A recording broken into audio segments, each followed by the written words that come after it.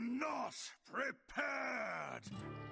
3 days have passed since the last nerfs and buffs, so today we will see what are the best performers, what are the winners and the losers of those patches, so you guys have a better idea of what you want to be playing in the new meta. I will go over the 5 best decks and go into detail about tips with them, mulligan guide and matchups, but I will also go over each individual class and show you all of the working archetypes after the buffs and nerfs. So if you enjoy what I'm doing and you find it helpful, a like and a subscribe would really be appreciated. And also don't forget you can hire me for some Hearthstone coaching, and you can be sure I will do my best to make you a better Hearthstone player. If you do want to hire me for coaching, you can just click the card over here. Now let's check out the decks. The first deck on the list, which seems to be the biggest winner out of the buffs, is gonna be Miracle Rogue, and we all know Edwin got a little bit way too buffed, because that was a very good card to begin with, and now it just became busted. It's pretty weird that they actually chose to buff a card that was already considered pretty good. But yeah, right now, if you manage to actually find Edwin, you're usually gonna be winning those games. Miracle Rogue right now is really strong, and you can do some absolutely broken stuff,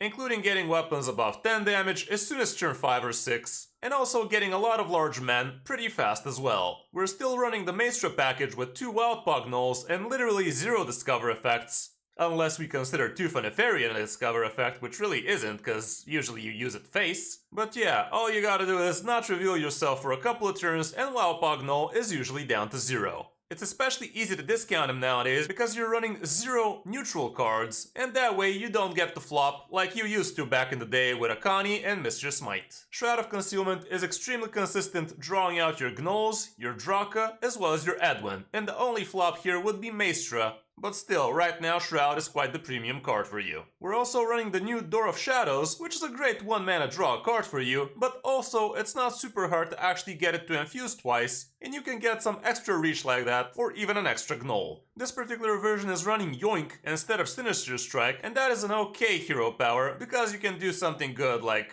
getting the Hunter hero power, or Warlock, and those tend to be pretty high rolly for you. You can check out the coaching session I did with this deck, so you can see what it actually looks like in action. For the matchups, Big Spell Mage, and also Spooky Mage could be a problem for you if they know what they're doing, and also Control Shaman is not gonna be great, but Quest Priest is the really hard deck for you. But all around, you should be having a good time. Mulligan-wise, going first and second, Blackwater Cutlass and Edwin are probably always gonna be keeps for you. Same goes for Extortion and Shroud of Concealment. You gotta be careful how many minions you keep when you already have a Shroud of Concealment though, because like I said, you only have 5 minions in this deck, so you don't want to be overdoing it. Gnoll, I would also say it's still a keep for you, but definitely, again, do not keep too many minions if you already have Shroud. And also the location is usually a good keep, even though the percentages here seem a bit lower than they should be. On the coin, again, Edwin and Draka and your tradables, as well as your Gnoll, and also Preparation becomes a lot more keepable, and the location as well.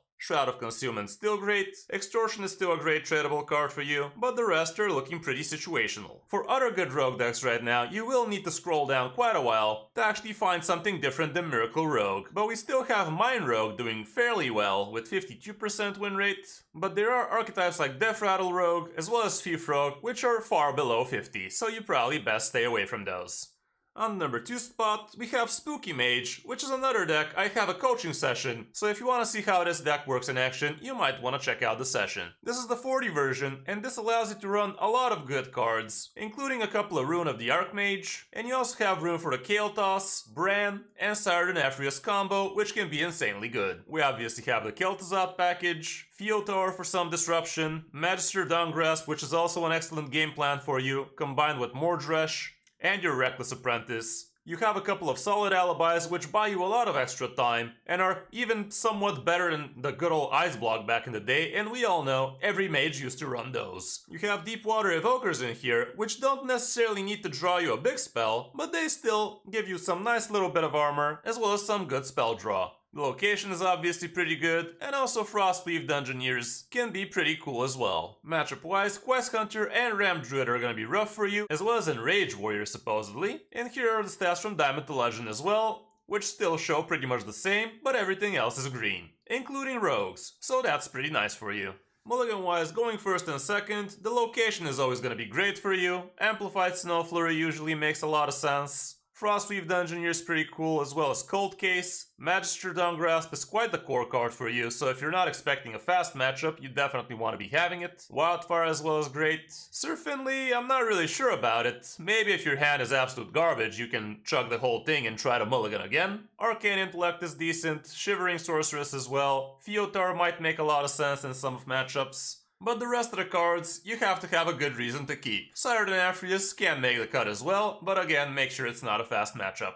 When on the coin, this is what it looks like. And here you get to keep a lot more expensive stuff, including things like Mordresh, Deathborn, and again Siren Aphrius and Magister Dawngrasp. Reckless Apprentice can be a lot more keepable, especially if you already have Wildfire and you're expecting a board-centric matchup, and also Deathborn might make the cut too here as well. For other good mage decks, we also have Big Spell Mage, as well as the 30-card Spooky Mage, which is also doing pretty fine, but if you're interested into playing Mech Mage, right now the stats for it are just not as great. On the number 3 spot, we have Quest Priest, which has been really rising in popularity and power lately, due to the high rise and rogues basically. The new expansion gave a few cool new tools for Quest Priest, including stuff like the Lighted Burns. Fiotar can be pretty good as well, and we also have a couple of clear scenes, and even stuff like Sketchy Stranger, which helps you curve out with your quest usually a lot easier, especially if you find a mage secret out of it. Matchup wise, there are quite a few polarizing ones, including things like Ramp Druid and Quest Hunter, but also Spooky Mage and even Relic Demon Hunter could be too powerful against you. From Diamond to Legend, we can also see Curse Imp Warlock and Just Curse Warlock are gonna be hard, especially if you don't know how to manage your hand size against them, and also Quest Demon Hunter is supposedly strong against you too. But all around, still climbing should be no problem. Mulligan wise, this is what it looks like when you're going first, and you usually just want to be curving out, especially for your first part of the quest. And when on the coin, again, pretty much you want to be curving out, and you want to be keeping the removal you will need in the particular matchup. For other good priest decks right now, we also have Naga Priest doing quite well, and there's still Boar Priest out there, but the win rate is not as amazing, and that's usually due to players misplaying with it. But also Teotar being in the meta right now is definitely making it a lot harder to pull it off.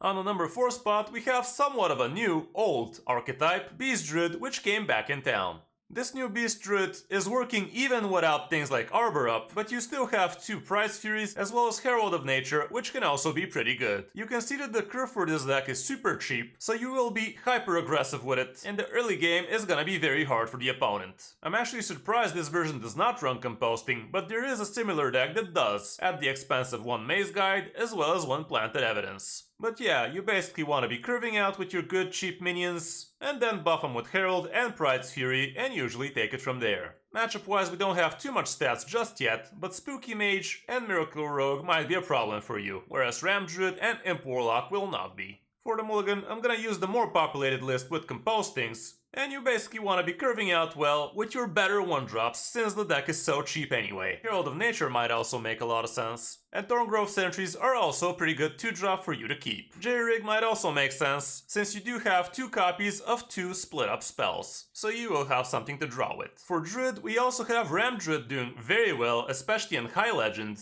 and there's also another version of Beast Druid that has a lot more games in it with pretty decent stats. You can also see Prestor Druid still is existing, but the win rate for it is just not as amazing anymore. And that's about it for Druid right now.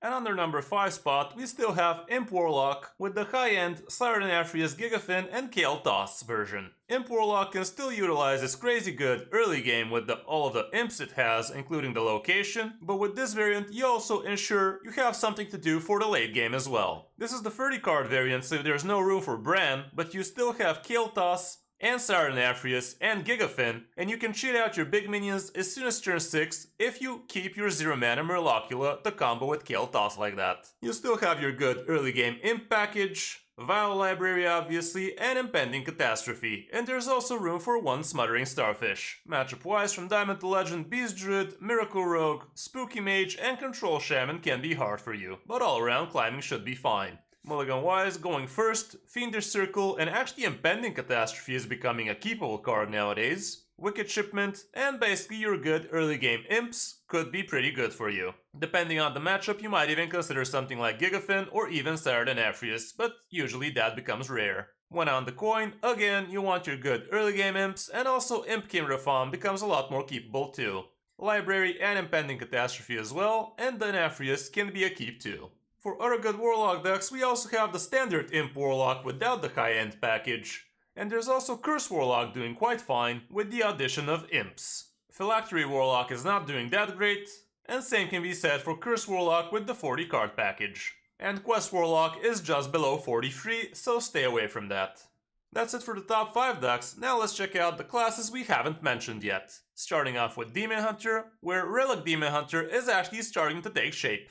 Aggro Demon Hunter is also just above 50%, but it's not very special, and there's also a 40 card Relic Demon Hunter, which is below 50%, so be careful with that. Fel Demon Hunter is not looking too hot, and there's also Quest Demon Hunter, which is below 42%, so it's not great yet. For Hunters, we have Quest Hunter being the best out of the bunch so far, but also Beast Hunter is looking fine with the 40 card package, and Face Hunter is also still working even after the nerf, which was kinda minor anyway. For Paladin, so far Mech Paladin is the only one that sees above 50% win rate. Well, there's actually also this Just Paladin apparently. I don't know, it looks like a Control Paladin with the Nefrius at the top, which is just above 50, as well as Pure Paladin being just at 50. But for now, Dude Paladin seems to be a bait. Hand Buff Paladin is not doing too hot, and Quest Paladin is absolutely, like, non-existent basically. With Shamans, Control Shaman is still pretty good, and you can definitely keep on playing it with literally no changes involved. Snowfall Guardian is still an absolute beast of a card, and we all know we loved closing the game with it, but now you still get to board lock your opponent over and over again while you continue to develop your own game plan. So basically, it's lethal with extra steps. Murloc Shaman is also actually existing again, with 53% win rate. Evolve Shaman is above 52 as well, but that's about it for Shaman in terms of archetypes. And for Warrior, we have Enrage Warrior doing somewhat well, but it does look like it needs still a little bit more help. Quest Warrior is very bad right now, and Control Warrior, again, is not doing great either. So that's gonna be it for this top 5, guys. Hope this helps you figure out what you want to be playing in this post-buff and nerf meta. Don't forget you can hire me for some Hearthstone coaching. And also, leave a like and subscribe to the channel if you enjoyed the video. Thanks for watching. I'm Kris05, and I'll see you in my next video or stream.